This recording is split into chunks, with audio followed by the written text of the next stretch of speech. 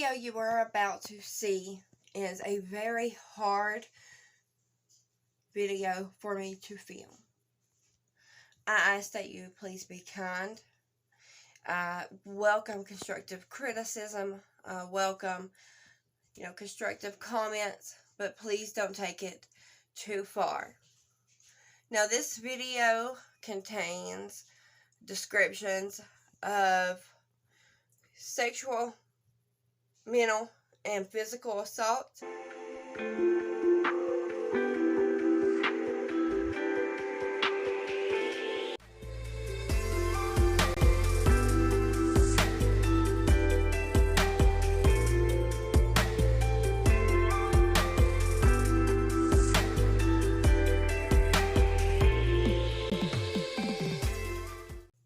Today's going to be a hard video, guys. So I promised you guys this video since I started this channel. I started this channel because a lot of my posts on TikTok, and if you aren't following me on TikTok, please go and follow me. So my name on TikTok is Beyond Damaged, so please make sure you go and follow me over there. Check out all of my videos. Most of my videos center around sexual, physical, mental, substance abuse, those types of things. And I done a video talking about when I was held hostage and beat, and the 4-letter R word, for 12 hours by my husband in front of my 3-year-old son.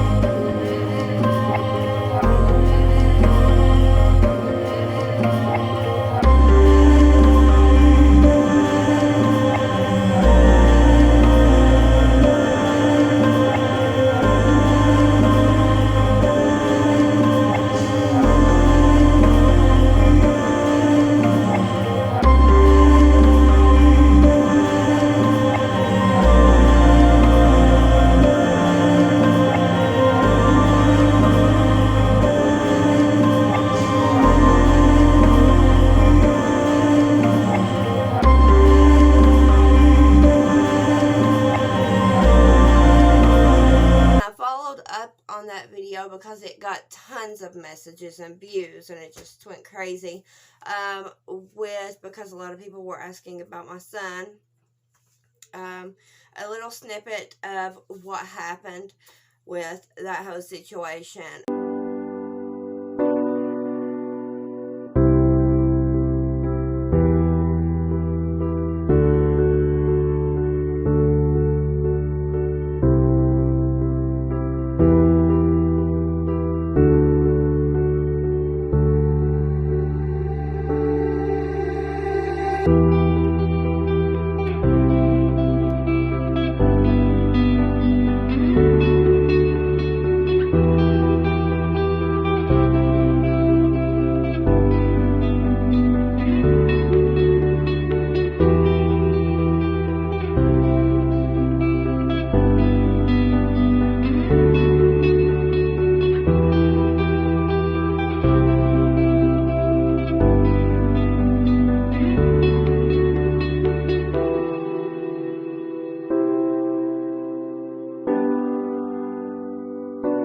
And so I promised you guys I would go into more detail with what happened with my son. So that's what I am going to try my best to do today. But it's going to be rough. I'm not going to lie. It's took me years and years of therapy to be able to talk about it at all. And doing it while I'm doing makeup, I'm not sure how that's going to work, but we're going to try to figure it out. If I don't get the makeup done, then I don't get it done, guys. And I want to apologize ahead of time. So I have wrote down a timeline because I want to start with you guys and let you guys know how I met his father. Well, his sperm donor. And all of that stuff. So we're going to start from the beginning and tell you guys everything. So I hope you're ready because it's going to be a crazy ride. I also want to say I am truly exposing myself, and I'm terrified. I'm not going to lie. I am terrified to do this video. I'm truly exposing myself to you guys, and all I ask, because trust me, I beat myself up enough over this. I punish myself more than anybody's words or actions could ever punish me. I just ask for you to be kind down in the comments below. Please don't show any hate. I'm open to constructive criticism. I'm open to your opinions. I ask that you just do not take it too far, please. Alright, here we go. I'm going to start in 2003. I married my high school sweetheart. We had a daughter in 2007. So July 26, 2008, we split. This is when I started going pretty downhill. I started using pain pills regularly. I started hanging out with just all the wrong people. I didn't see my daughter as much as I should. And I mean, I was a mom who never left my child anywhere. I was a mom who always had my baby with me. And after me and her father split up, it was just like I lost myself and who I was. So fast forward, I start seeing a guy who is legally separated from his wife, but he's still kind of, you know, seeing her on the side or whatever, and she don't want to be with him, but she also don't want him to be with anybody else. Well, my goofy honey starts seeing this guy and falls in love with this guy, and I seen him for about a year to where I finally got sick of him leaving my home to either go call his wife or to go see her. He didn't want me telling her about us. I mean, I was just one big, ugly secret, okay? And that's not a good feeling.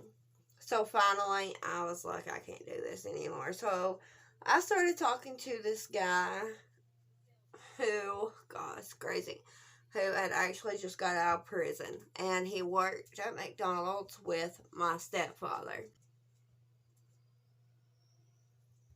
This was in May of 2009. So I went to meet this guy. He was living with his mom. And I went to meet him at his house, spend the day with him, that sort of thing. And never left. We ended up getting a car and renting a place to live. Now, mind you, this guy, and I'm not going to say his name, but we'll call him John. Sorry, John. I know everybody does this to you guys, but we'll call him John. So we got a place to live, and we got a vehicle, and you know, we were doing all right. I'd actually got off of drugs. John had told me that he was unable to have children. And at this time, I absolutely did not want any kids, as messed up as my life was already. So that was an okay thing for me. Well, one day, he had met an old friend of his, and this old friend just happened to be somebody who sold drugs. And he came in the house, and he was like, I want to get high with you just one time. Let's just get high this one time. We won't do it again. And I don't know why I said okay. I really don't. But I was like, okay. And I was doing so good. Like, I had my daughter again all the time. you know, we were just doing really well. And so we got high, and it was just another downward spiral. We ended up losing our house that we rented. He ended up losing his job. We lost our car, and we ended up living in a camper. Now, this was when I found out I was pregnant. Yes. I found out I was pregnant. I took a pregnancy test, and it showed positive, and I'm like, oh shit, you know. I didn't expect it to be honest with you. I've always had trouble, especially like with my daughter. It took me years to get pregnant with her, because I've had cervical cancer issues and just so many issues. So, you know, and him telling me he couldn't have kids, I was like, how does this happen? You know? And so I was very surprised, but mostly I was terrified because I was on drugs and I was pregnant and I was homeless and I was with somebody who had just got out of prison and was still on probation but wasn't following his probation and was also getting high. So I knew it was just a matter of time before he got caught getting high and went back to jail. Now, when I got pregnant, he promised me that he would stop doing drugs, that we would get everything straight, that he would take care of me and our child. He went with me to the baby's appointments, things like that. And really nothing was changing though. And I also was still doing drugs while I was pregnant. I was getting them prescribed from a doctor. I was getting prescribed pain pills to lower my dose. That way, me nor the baby withdrawed and caused me to lose the baby. Now, I told you guys I'm going to be completely honest with you guys. I'm airing it all. So, my heart's like, and I can't breathe too well, but we're doing this. So, in early December, I'm going to say no. In early November, John actually failed a drug test and ended up getting put back in jail. Now, this guy, he would make me, while pregnant, walk down the road and pick up his trash for him. And, I mean, he was just like, I had a list of chores to do every day. Like, he was really controlling, possessive, like, oh, it was such a toxic relationship.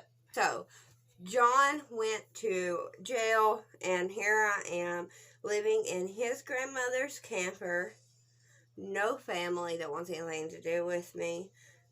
Just nothing. I didn't have nothing. So John's cousin lived like right behind his grandmother, who lived like probably a 3-minute walk from our camper. We'll call his cousin James. So I met James before John went to jail, but he was actually with somebody. He had actually split up with her also before John went to jail. But he lived in the trailer behind John's grandmother. And he was a boss on the gas wells. He made really good money. And yes, he was on drugs. He did do drugs. And he was on probation as well. So,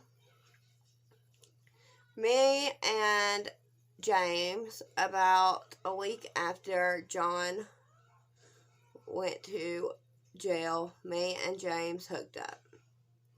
And we actually ended up getting together. And John had called from jail. And he was telling me that he was going to narc on people to get out to come and be with me. And I was like, I don't want you doing nothing for me, you know. And I basically told him, you know, that I wasn't going to be with him any longer. And like, he went crazy. So around this time, I am 6 months pregnant. So that Christmas, we have Christmas with my daughter. It was wonderful. I get to spend Christmas with her, buy her Christmas presents, watch her open them. And then we went to his mom's. My daughter also went with us. And we were on our way back, and we stopped at a guy's house. I'm just going to say a guy. And James got out of the car to go down to this guy's house. And the next thing I know, my door is swung open and John is standing there. He had bonded out of jail. They had lowered his bond so that he could rat on people. And the people he ratted on, guys, let me tell you, that's something I just don't believe in. But, you know, to each their own. But if you do, you better watch out. I'm just going to say. But anyway, the people that he ratted on, like one of the women was recovering from breast cancer. I mean, it was just crazy. But anyway, so he opens the door and he throws a bunch of money in my lap that he won playing poker. I was like, and he was like, if money's what you want, there, I've got money. And I was like, looking at it, and it's like ones. Okay, John. Okay, John. And I was like, that's not it. You know, I'm tired of living that life. I'm not doing it no more. And I'm not, you know, you're just too toxic. I can't be with you. Whatever. Gosh, I remember that winter, guys, where I lived, it came a huge, huge snow. And we did not have electricity until, for 3 weeks. 3 weeks, y'all. It was just terrible. So, luckily we had a generator and we were still able to watch TV, and we melted snow to take baths. Like, it was crazy. Alright, so I'm pregnant, right? Well, James ends up failing a drug test and going back to jail. So, you know, he's like, use my vehicle, do what you gotta do, you know, take care of yourself. And he had planned on trying to get work release. That way he could at least go to work and still support me and the baby, what have you. And so, gosh, the crap I went through while I was pregnant. So, his boss from the gas wells actually ended up going to court and testifying for him. And they actually did give him work release. Now, I moved in with his mom. And remember, I'm 6 months pregnant, okay? No, I was 6 months. So I moved in with his mom, and I just come off medicine cold turkey. I'm like, I can't do this anymore. What am I doing to my child? What kind of person are you? You know you wouldn't do this. Because, you know, with my first daughter, I had never even, you know, done drugs or anything like that. And I'm just like, who have you become? I didn't even know who I was anymore, y'all. And that's a rough realization. So, it actually wasn't too bad because I'd actually already started coming down. But I ended up coming down off of the medication that I was on. And I got clean. I started being the person I should have been when I first found out I got pregnant. Now, I started having to drive. It took me an hour to get to James at the jail. And then it took another hour and a half to get him to his job. I would then sleep in the vehicle while he worked. Now, I'm pregnant, might have you. At this time, when I started driving him, I was around 8 months. By the time they got all the paperwork and all that stuff, I was around 8 months. And, so I was basically spending, like, my whole day driving. That's what I was doing. And if you do that, if you drive for a living, you know how exhausting that is, let alone being 8 months pregnant and doing it. So he was working in Harlan, Kentucky. And so we were having to drive from Duffield, Virginia to Harlan, Kentucky every day. And I actually ended up going into preterm labor due to exhaustion and stress. They were able to stop my labor, but they told me that I was going to have to start getting more rest, that my body was basically shutting down because I was just too tired. Like at one time, I had even passed out, and they said that was my body's way of shutting down to try to get rest. And I can remember one nurse actually crying because she just felt bad for my situation. And I don't know, it was, I look at it now and I realize how bad it was. But then I was like, I don't understand what's the big deal, I'm just driving somebody to work. But I was basically living in a vehicle while I was pregnant. So, on April the 17th, 2010, I took, James had actually, his job had moved to Morristown. Well, actually, it was, his job had moved to Mooresville, Tennessee, down near Cherokee Lake, down near Rogersville, down through there, guys. And so I had took him to work, and I'm sitting in the truck, and I start getting really uncomfortable pains. And now, mind you, I'm still around 4 weeks early, but these pains become unbearable. I actually had to get out of the truck and use the bathroom in the woods because I guess just the cramps and stuff just made me have to. Like, I couldn't help it. I couldn't hold it. And so I tell James, I'm like, listen, I'm in labor. I've got to get an ambulance now. Because I sat in that truck for 3 hours, guys, while I was in labor. 3 hours. So he ends up having to actually take me to meet the ambulance because the ambulance can't find where we are. I get in the ambulance, I get to the hospital, they check me. I'm already dilated 8 centimeters. So I'm not going to get no epidural, nothing like that.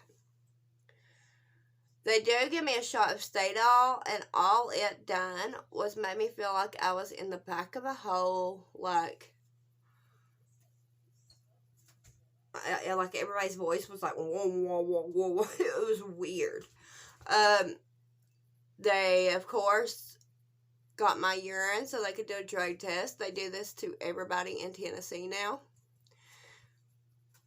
And I know they do it as well in Kentucky and Virginia. I'm not sure about other states. But they got my pee so they could do a drug test. They had to catheter me because I couldn't get out of the bed and I was hurting too bad to do anything else. And so finally James, he shows up.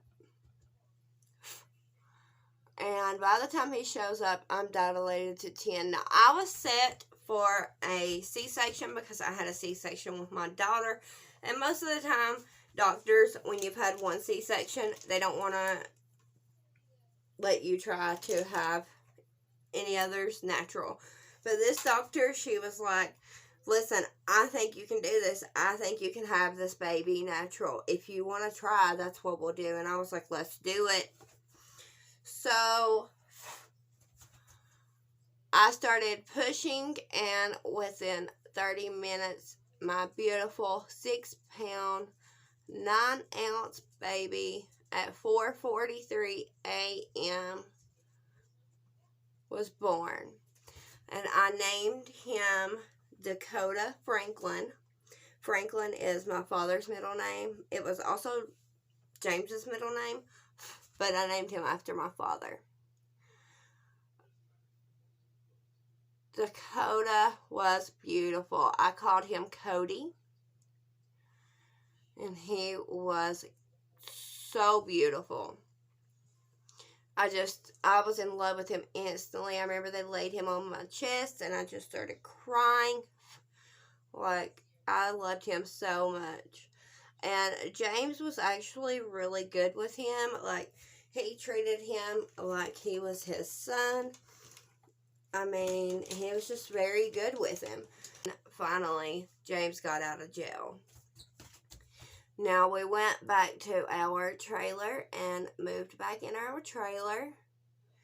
And a couple weeks later, we decided, instead of risking relapse, that we were going to go to the methadone clinic. Everybody had told us how great it was, that you get counseling, you do groups, and that once you're mentally stable enough, they start bringing you down to where you don't get sick. And that was just a great program. I could do a whole video on this, and I probably will, y'all, but I never recommend anybody get on methadone. Now, October the 8th, 2010, I married James. We had a simple little courthouse wedding. I was actually holding my baby when we got married. And then we moved more toward his mother, just to get away from all the people that we didn't want to be around in the area we were. 2013. So at the end of 2013, I was still on methadone. Life was hell. My little boy at this time was 3 years old. My daughter was 6. And I was heavily on methadone. I was using IV drugs.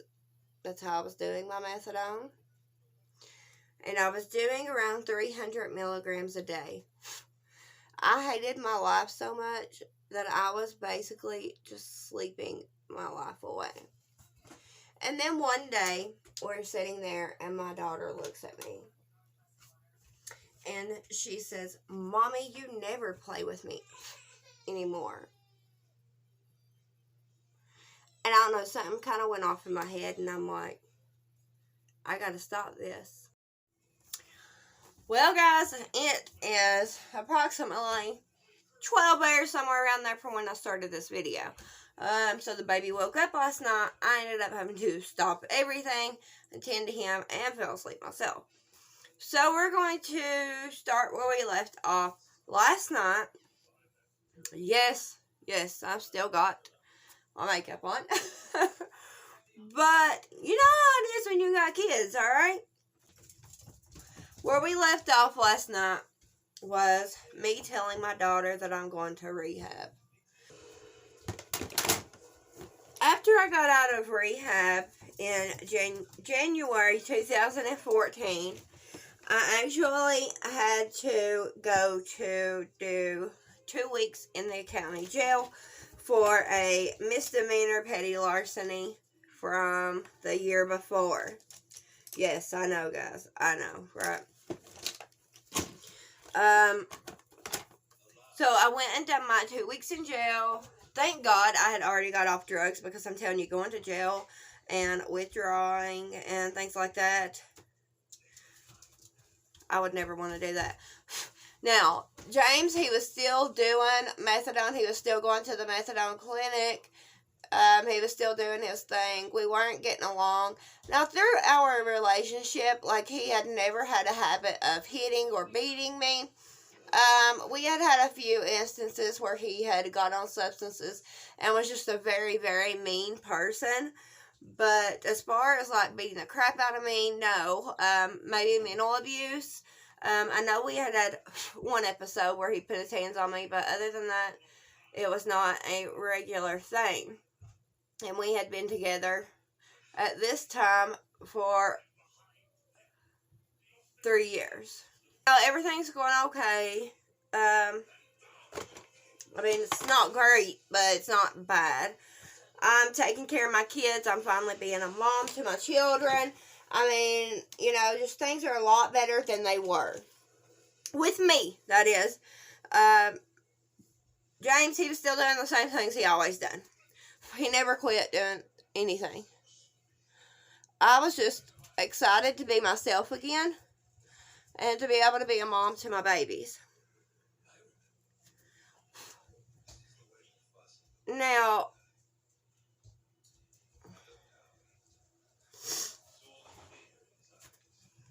sorry guys, it's really hard for me to talk about this day. Alright, here we go. March the 3rd, 2013 was just like any other day. I woke up, I got the baby ready for the day. He was 3 years old at this time.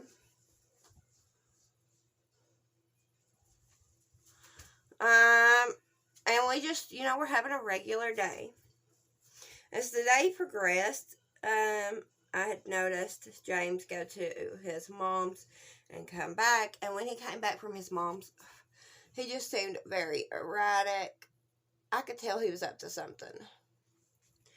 So I seen him go. We had a building outside of our house, right? So I seen him go in there. So I snuck down there and I'm like, what is he up to? So I look in the building and I see him using drugs. And so I asked him when he came back up to the house, asked him what he was doing.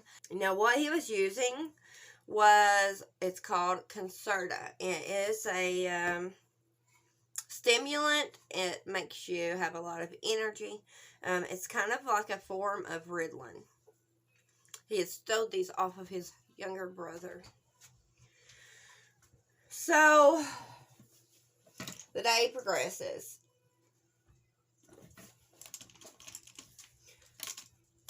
And James just starts asking me really weird questions about, like, ex-boyfriends, especially my son's biological father.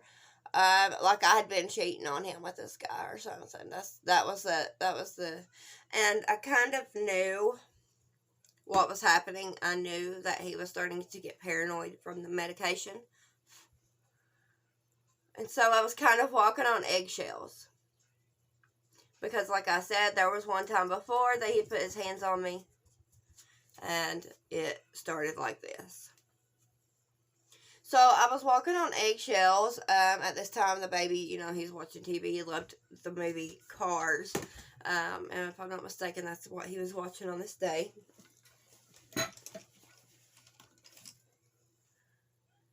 Y'all just gotta bear with me. So at one point, he had asked me some questions, and he actually had me pinned against the wall. Let me show you guys. So it was like this, okay, and I was between his hands. So he had me like this, and I was between his hands. So I was kind of like this, you know, I had barely any room to move. So when I went to turn around, my hand hit him. And so he took that as me hitting him. And that was when he punched me.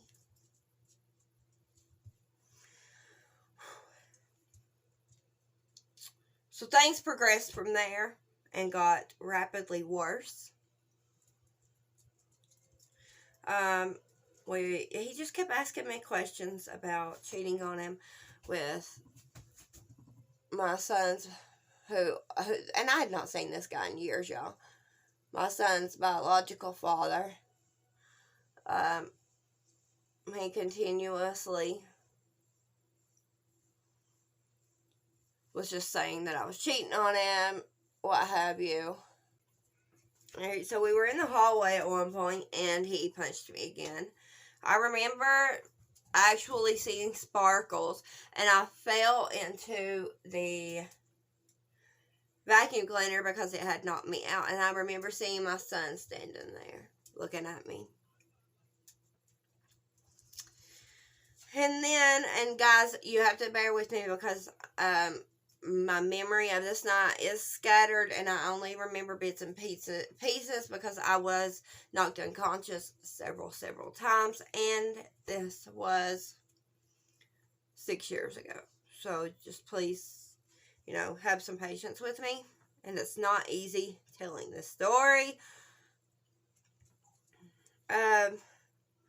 So at one point, he was in the kitchen looking out the window, or I thought he was looking out the window. And he's like, come here. You see these people writing on the window? You see him? He's outside writing his number on the window. And I was like, this guy's going psycho. Like, he's really having some issues. And I was like, I don't see nothing. There's nobody out there. And he just continues talking about how he's outside writing his number on the window. Like, he was really going psychotic. He was really having psychosis, okay? At one point, he was like, I'll fix this. I'll stop anybody from writing their names on the windows. And he takes a frying pan and he busts out every window in our dining room, kitchen, and living room. Every window. And this is in March, early March. So I took trash bags and put over the windows to keep from the cold air getting in so that the baby would stay warm. Now, there was another point during the night that we were in the dining room and he just started laying into me. And then he started, like, ripping my clothes off. He told me that I was going to sit in the middle of the floor like the whore I was, that I didn't deserve to have clothes on.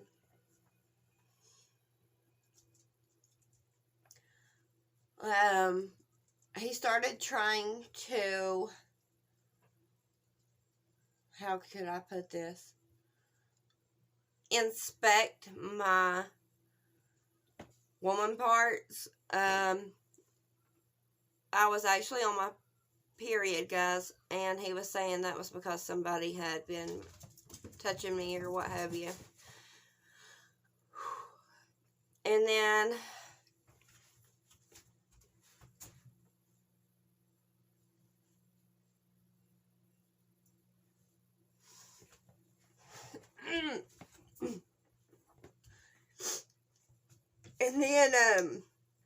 sorry,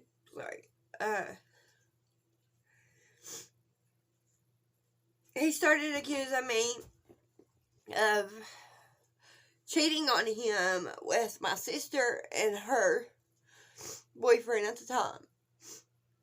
And this was when he got on top of me and told me that if I was just going to give it to everybody, he was going to take it when he wanted. So, he sexually assaulted me in front of my 3-year-old son.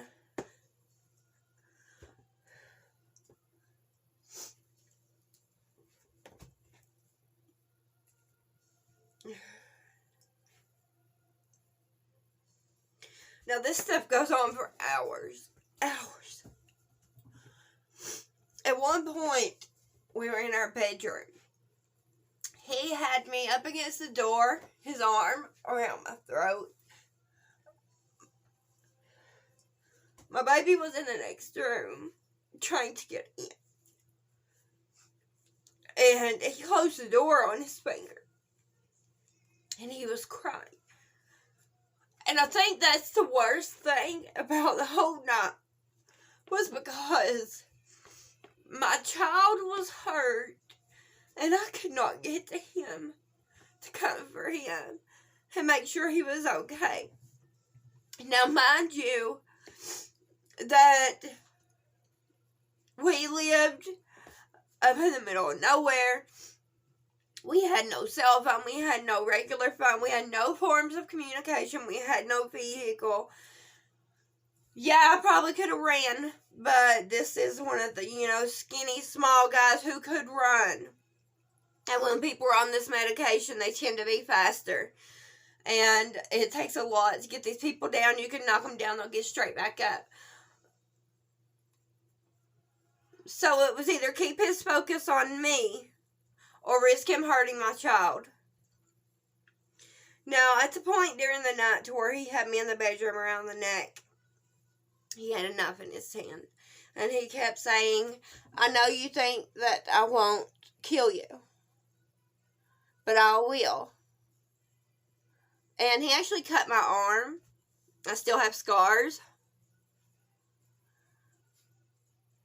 And at this point, I was just so tired. Sorry, guys, I can't with this makeup. I was just so tired, This had been going on for hours and hours. And by this time, I was just tired, I just wanted it to stop. So I told him.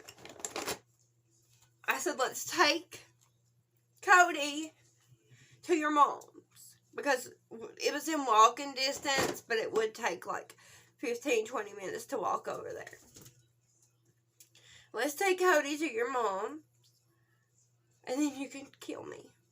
Just get it over with. But let me get my son somewhere safe first.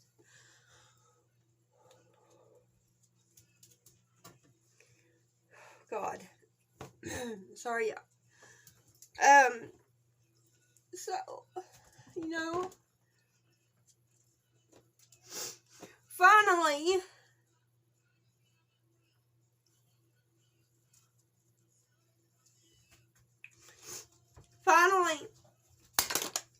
things settled down a little bit, and I gathered my son in my arms, and I just held him. That was, oh God. It was the last night I slept with my son for a long time. I had slept with him every night. He never spent the night away from me, except for when I was in rehab. I'm done 2 weeks in jail. Sorry, y'all.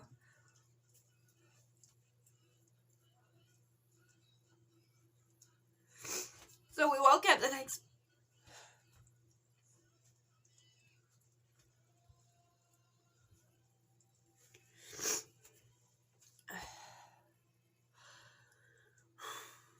So we woke up the next morning. Me and my son did. I got up. I got him breakfast. I got dressed. I didn't dare look in a mirror because I knew it was bad. And I started cleaning the house because it looked like we had been robbed. So I started cleaning up, any glass that may have fell, vacuumed all the floors, make sure the baby didn't get cut, made sure the windows were covered good enough. So, my son was actually doing some home tutoring to get him ready to transition to go to kindergarten. Like I said, he'd never been away from home. He'd always been with me. So he was a little skeptic about starting school. So I had him in this program to help transition him easier. Because I didn't want to be the mom who took him to school and he was screaming for me and I just walked off and left him. I couldn't do that. So his teacher showed up, and when she seen me, it was bad. She asked me to leave with her, told me she could take me somewhere. And at this point, I was scared. And I was like, I don't know, I don't know. Well, of course, she had to report the incident to social services. So social services came out, they done the report, and at this time I had decided that it was best for me and my son to leave, which they probably would have took him had I not left anyway, due to the situation. But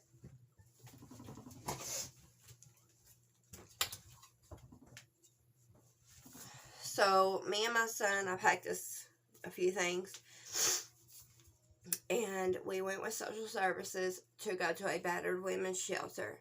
Now, we went to the social service office first, and there I talked to the woman who was over social services, and she put me in front of a mirror and told me to turn around and look at myself, at which time I did. And I didn't even recognize my own face.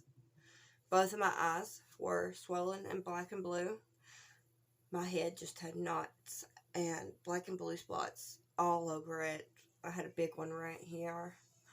I didn't tell you guys, I forgot to put that in, but when he had stripped me naked in the dining room, he had kicked me over and over and over and over and over with steel-toe boots. So I had just my whole body was just black and blue.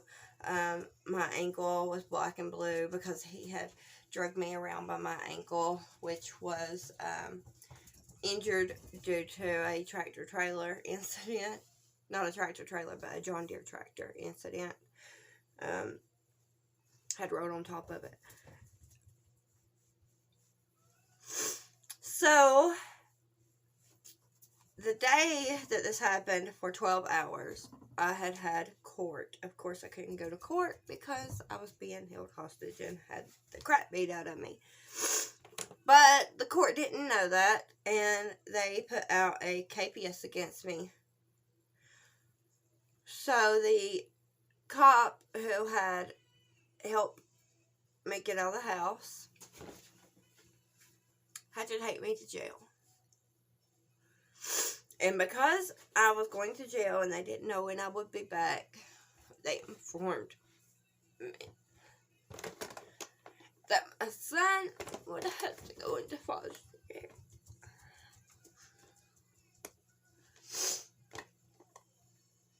I cannot tell you, I cannot describe what it feels like to have your child taken from you. I cannot describe that feeling.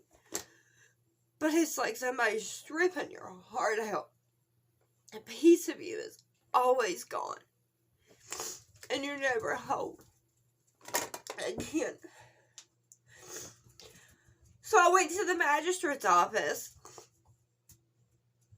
Because the process when they put you in jail is you go see the magistrate. The magistrate sets you a bond, or they don't set you a bond, or whatever, and then you go to the jail. So I went to the magistrate's office, and he was informed about what had happened. He actually let me go on an OR bond, which means I sign myself out if I don't show up for court. I have to pay a huge fine. But by the time, I was gone for maybe 10 minutes tops, but by the time that I got back to social services, my son was gone.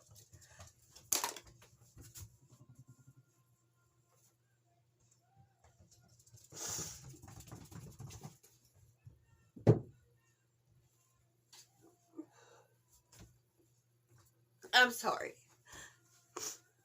Alright, so by the time I got back to social services, my son was gone, and I didn't even get to say goodbye.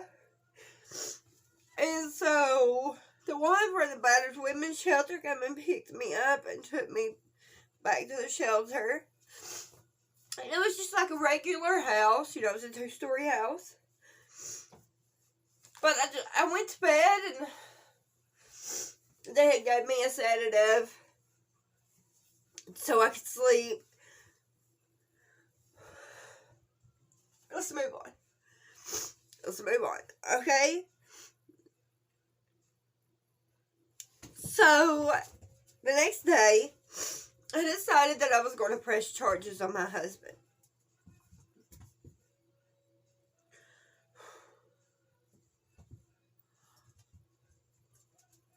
So, I went to the hospital. And, they checked me and everything. A cop came, he took my statement. he was pretty angry. The cop was very angry over the situation. And I got a restraining order on him.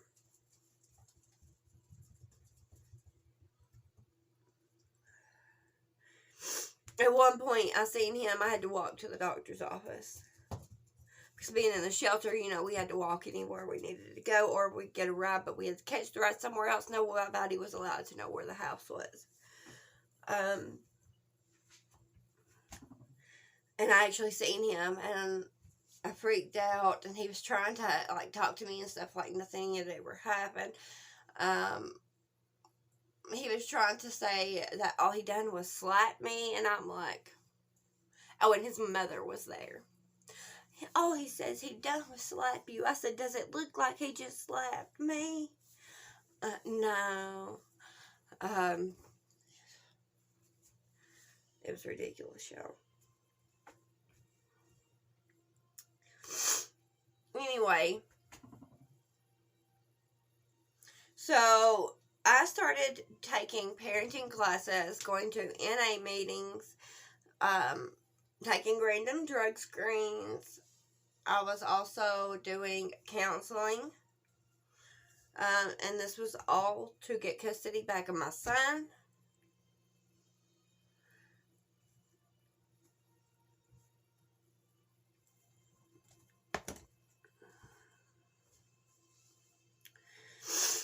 So, after I'd been at the battered women's shelter for a few days, a woman came there, another woman.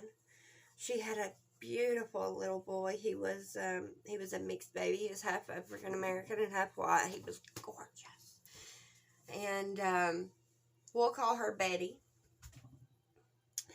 So one day Betty was talking about how she was going to go spend the weekend with this guy that she had been with a few years before, and she loved him, and I'm not sure about how much she loved him, but you know, and I was happy for her. Great, Betty, great for you, you know. And so she leaves on Friday to go spend the weekend with him, but she ends up coming back the next day, and I was like, what happened? She said that his family, I guess, had thrown a fit about her being there or whatever, and then the next day he messages her and tells her that he thinks that they should just be friends, that he doesn't think it's going to work out.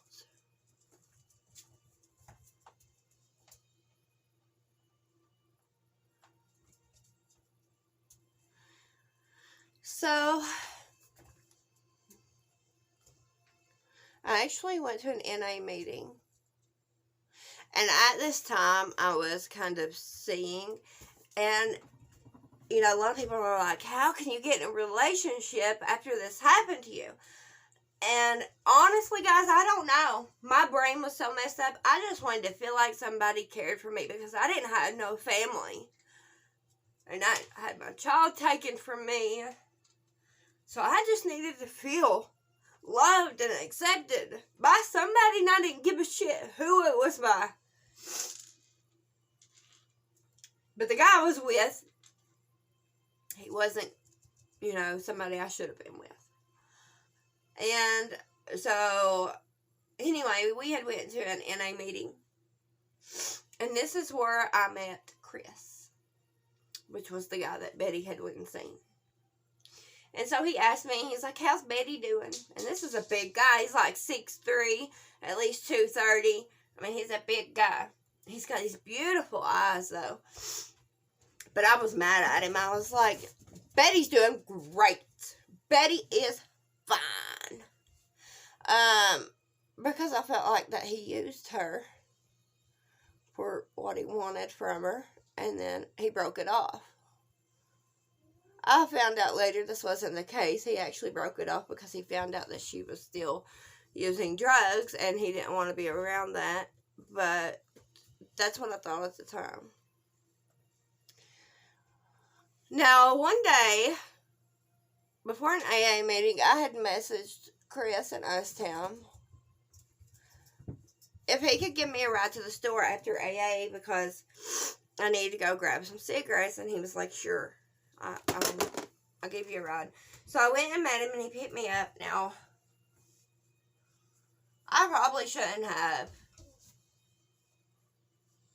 got a ride from Chris, seeing as how my roommate had been,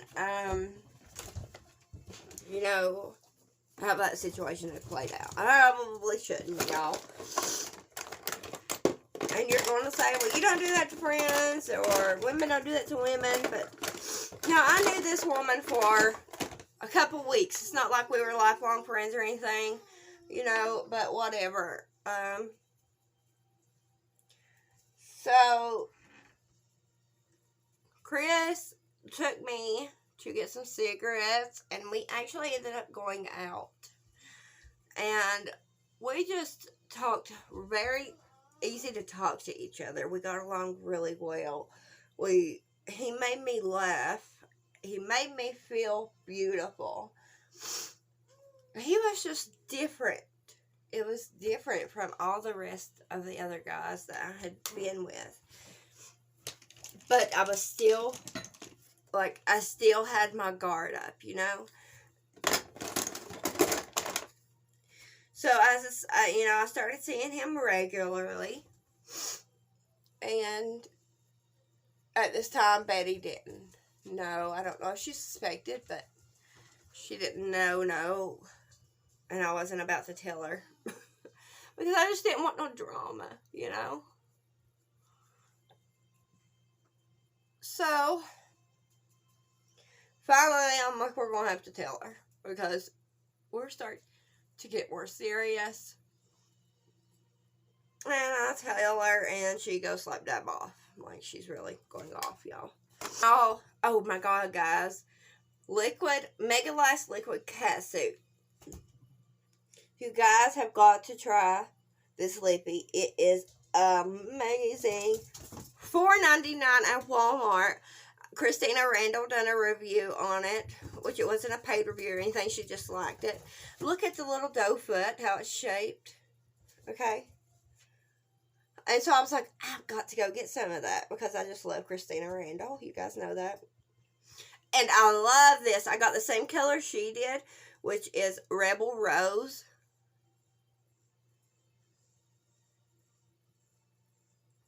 Now, I do use it with a gloss because it is a little dry, but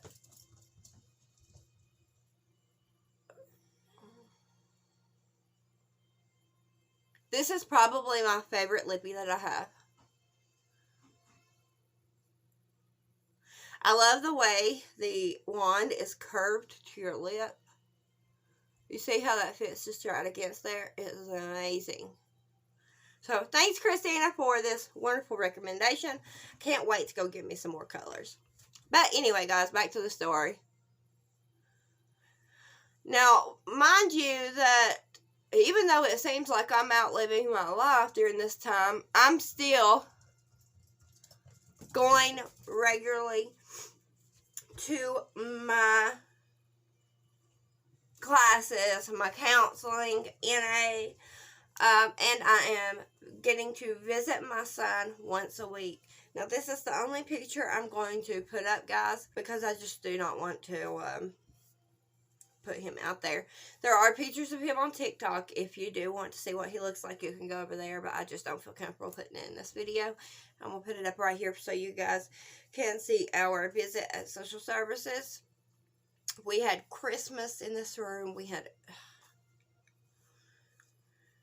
Yeah, Chris took me out and bought the kids, and, you know, he has a daughter, and my daughter, and Cody. He bought them all, like, a bunch of gifts, so I was able to have my son gifts for Christmas. Now, mind you, I am still pretty guarded because of what happened to me. Like, when I would get in the car, I would scoot toward the door as far as I could and stare out the window. when we would argue, I would always wait for him to hit me.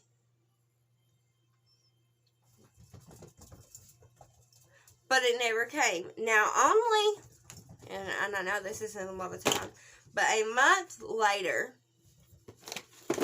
we decided to move in together because, for the most part, well, because we wanted to and we were in love with each other, but also because this was a step I needed to take to get my child back. I needed to have a stable home. He needed to have a bedroom with a bed, what have you. So, we decided to move in together. Sorry, y'all. And we got us a cute little apartment. It was 2-bedroom.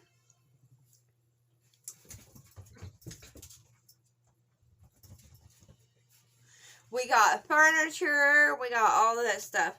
Now, after we moved in together, I guess, I don't know what caused it, but I started having terrible nightmares of the events that had happened to me. I started having nightmares of people trying to kill me, and I was waking up nightly screaming. And he was always there to hold me and comfort me and just, tell me everything was going to be all right.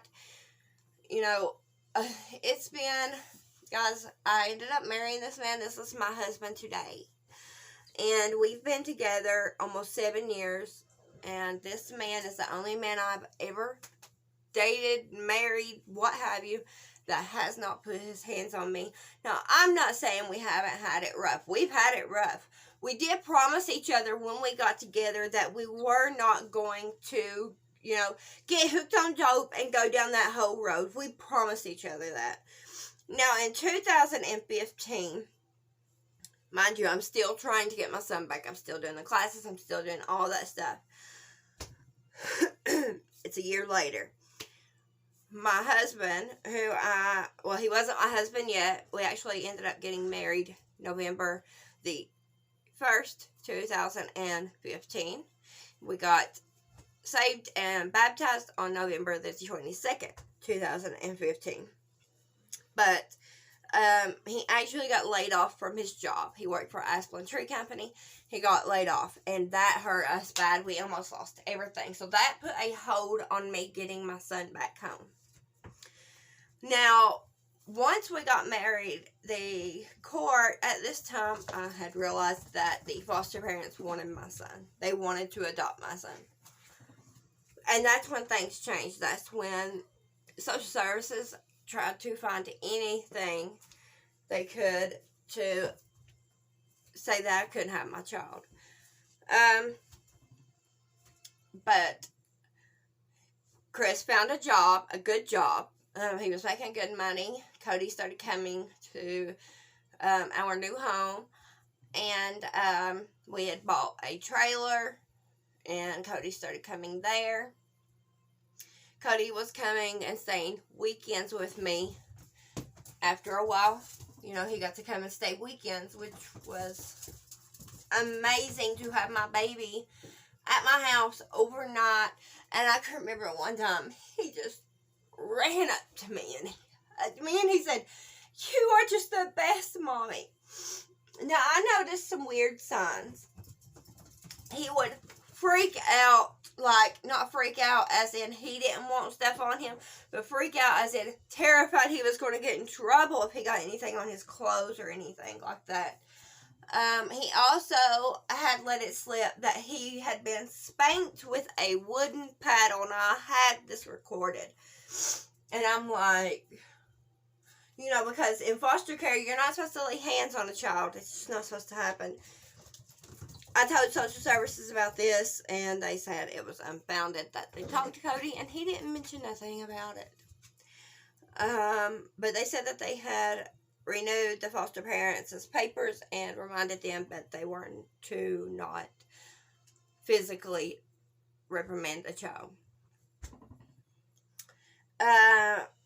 So we went to a family meeting, and I haven't told you guys yet, but my ex-husband's mother was trying to get custody of my son because she was biologically his great aunt, okay? Whew. And she was doing this because she knew he couldn't get custody of him. She didn't want my son. It killed her to watch him for 3 hours, let alone having custody of my child. So mine and social services' main goal was to make sure this woman did not get custody of my son because he was terrified of James. Terrified of him. He would always say, Mommy, when are you going to get better because of what the mean man done to you? He didn't even remember him anymore. And I would have probably kidnapped him and ran away before he was ever around my son again. So we were in a family meeting and she was trying to say that I had lied about what James had done to me, that it wasn't as bad as I made it seem. Little did she know that social services had all the paperwork, all the pictures and everything that were taken of me. And I was like, are you crazy? Like, these people have my pictures. Like, and you're going to try to spout that bullshit? Like, move on with yourself. And, now, a problem I was having with the foster parents were, like, okay, so one weekend we had my husband's birthday party. And we had grilled outside and the kids were, like, running around and playing. And that was the day that they come and got my son. Well, of course, he's been outside. He's been playing with his sister, what have you. And he got dirty. And so they were trying to say I sent him home dirty all the time and all this stuff. And I'm like, wow, really? It was just anything they could find to use against me. They tried to use against me. So, a few months later, our trailer was robbed. We had went to visit a friend for a couple of days. We came home and there was nothing in our trailer. Everything was gone. I'm talking down to the curtains. This was right before I went to court to get my son back. So I called to let them know what had happened, and they were like, we're not giving you no more time. You had your chance, now you don't have a place for him. So we go to court, and I'm still ready to fight. I don't care. You know, what had happened to me was not on me, but whatever, you know. I know I had done some bad shit, and I know that I probably deserved my son to be taken from me. But I worked my ass off to get him back. I'm not going to go there, y'all. So I get to court, and the foster parents show up with a $10,000 lawyer. And I have a court-appointed lawyer. But they take me in this room, and social services is in there. Foster parents are in there. My lawyer's there. Their lawyer's there. And their lawyer tells me his exact words. You can either do an open adoption and have contact with your son on birthdays, holidays, things of that nature. Or I can go in the courtroom and I can have your rights taken away completely, and then the court's going to come after your other kid. Yeah. That's how dirty these people are. So, the open adoption was supposed to have been that I got a visit near Christmas. I got a visit near his birthday. I got updates. I got pictures. I got to talk to him on the phone. Things of that nature.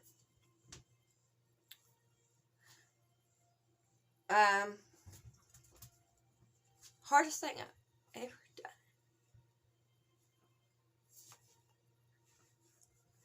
was signing a stop. My back was in a corner. I didn't know what else to do. Was it do an open adoption and have a chance to remain in contact and be in my son's life? Or go in here in the courtroom and risk never seeing my son again. And then risk losing my daughter as well.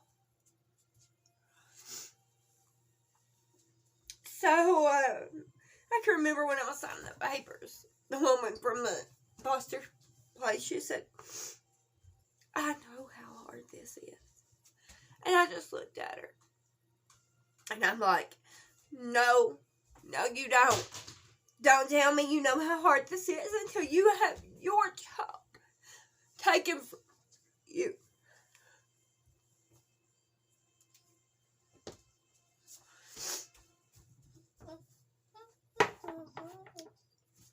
Thank you, baby. So I signed the papers, and the foster parents adopted my son. They would tell me how he was doing, that sort of thing. But then I would ask to set up a visit, and they wouldn't reply. And this went on for years until I got to the point to where I was like, these people are not going to let me see my son ever again. Now, little did I know that in the state of Virginia, and you guys can look this up and make sure in your state that this is such a thing. In the state of Virginia, there is no such thing as an open adoption. Now, in some states, there is an open adoption to where you are still in your child's life, and those people have to let you still visit and provide pictures, updates, things of that nature. But in the state of Virginia, there's not. The foster parents can cut you off at any time that they want to. There's no such thing, and I didn't know this. I did not know this. But yeah, that's what happened. And so they cut me off. I went off. I was like, you guys are supposed to be people of God. You made me promise after promise after promise after promise until you got what you wanted, and then those promises went right out the window once you got my son. So they had adopted 2 girls before this, and I guess they wanted a boy. I'm not saying that these people are mean to my child. I'm not saying he doesn't have a good life. I mean, he lives on a farm. He has horses. He has things that I could have never gave him. But he doesn't have me. And I don't have him. And I'm sorry, but when you don't have your child, or they're not with their parents, there's always that piece missing inside. And there always will be until he comes home to me, which I have faith that he will. I have faith. He's 10 years old.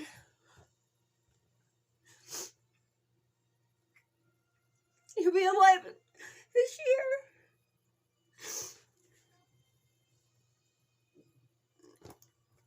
I have faith that my son will find me when he gets older. I just hope he knows that I love him more than anything in this entire world. That I think about him every single day. And that I'm so sorry for the life that he had.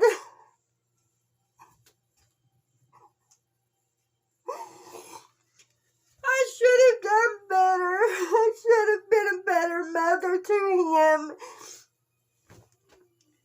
And I'm so sorry.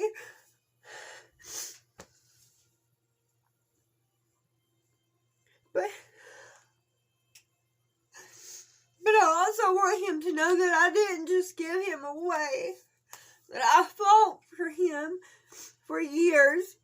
I took and completed my parenting class. I still go to counseling. I actually run an NA meeting. I have my own NA meeting that I run. That's registered through NAWO. Oh, God, my anxiety's bad, y'all. I never once failed a drug test. I've been clean ever since.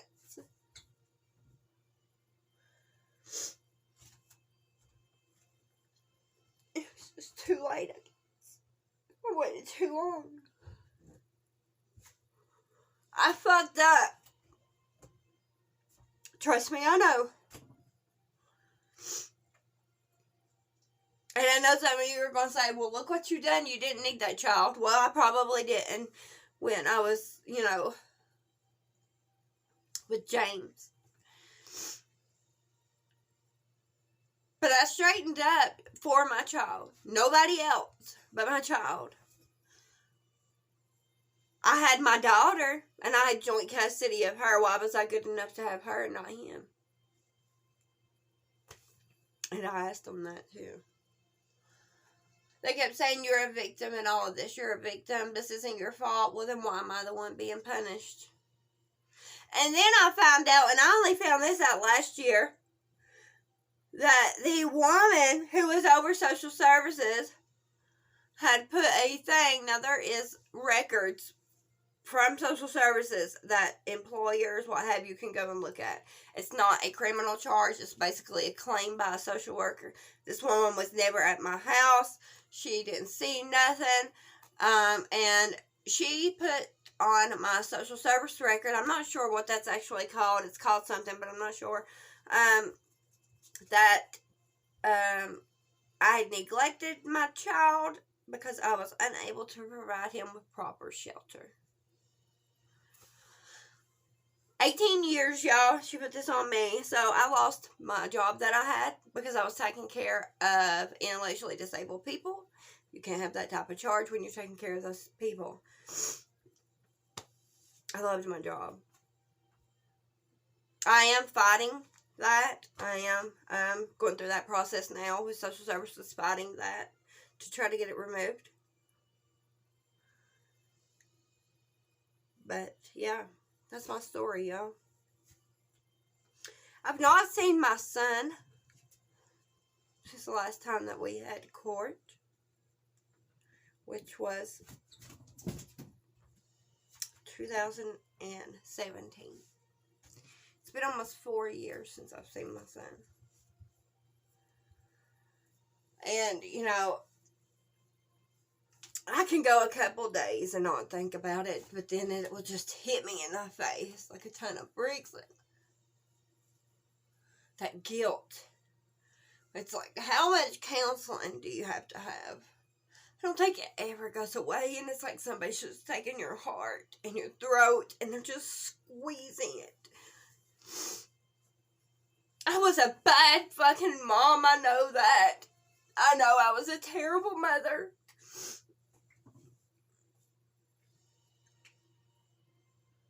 And I'm not going to make excuses or say, well, my life was awful and, I was depressed and all this crap. I'm not going to, because there's no excuse for being a terrible mom. But I did get it together and I did fight for my son, and the system screwed me.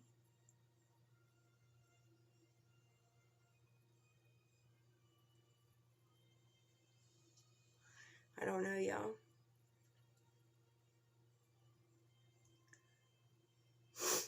Like, when they needed me to get custody of my son, like, at one point they thought that my ex's mom would get custody of him. When they needed me to get custody of my son, they were offering me having custody. Yeah, Danielle, we're giving you custody, we've got to get you custody, so she can't get custody. And I actually had talked the biological father, because even though he'd never been in my son's life ever, I think he's seen him 5 minutes when he's 4 months old, that's about it.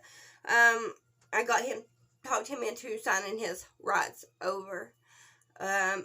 We actually proved that, or there was no proof that my son was blood related to my ex-husband, that because his biological father,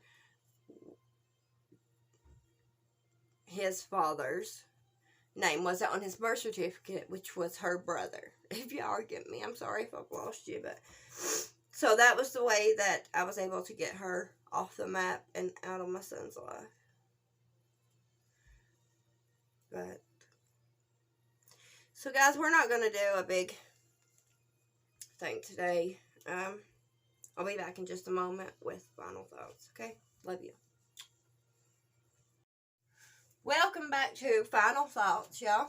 I wanted to say that if there is any women watching this video and you think that there's no way out, that there's nowhere to go, you have no family, you have nobody but the abuser that you're living with, that's not true. Now, I was unaware of the battered women's shelter in my town because they are kept secret for a reason. But get a hold of your police department, social services office, child protective services office, and you can take your kids with you. You can live there with your kids. They will help you get on your feet. They will help you get any kind of assistance that you need. They will help you with everything. I promise there is a way out. You do have options. For those of you who don't know, I have been clean. I am on Suboxone. Some people don't think that's clean, but I've not got high or impaired or what have you in 5 years. I am a great mother to my oldest daughter and my youngest son, who is 2 years old. I think about and pray for my middle child every day. When I talk about having kids on my platforms, I say 2 because I don't want to have to explain that every time. Why isn't he in the pictures? Why don't you ever talk about him? As you guys have seen in this video, it's not easy to discuss. But outside of social media, when I talk about having children, I tell people I have 3 children. I do. And if it wasn't for the faith and the hope that my son would be in my arms again one day, that maybe when he gets 16 or 18, you know, social media is crazy and everybody has it these days. So I'm hoping when he gets older, he'll have it and he can find me and we will be back together. Because my heart will not be whole until we are. I will not be complete until my son is back in my arms. Because every time I think about him, first of all, the guilt is god-awful. And it feels like I'm smothering because a piece of me is gone. My whole heart's not there. And it won't be filled. Nothing can fill that hole but him. Why are you leaving me?